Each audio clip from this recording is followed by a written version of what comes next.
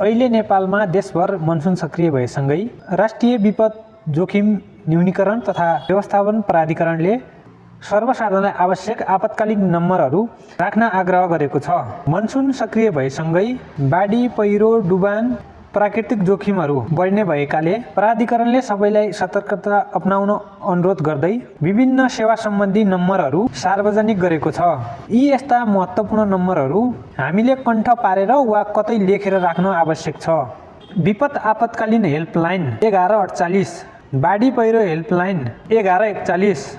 जल तथा मौसम विज्ञान विभाग 1155, नेपाल विद्युत प्राधिकरण हेल्पलाइन 1150, नेपाल प्रहरी 100, दमकल वा फायर सर्भिस 101, एम्बुलेन्स सेवा 102, ट्राफिक प्रहरी 103, बालक हराएको आपतकालीन नम्बर 104, महिला helpline 1145, Nepal red cross helpline 1130, सशस्त्र प्रहरी बलको सहयोग 1114,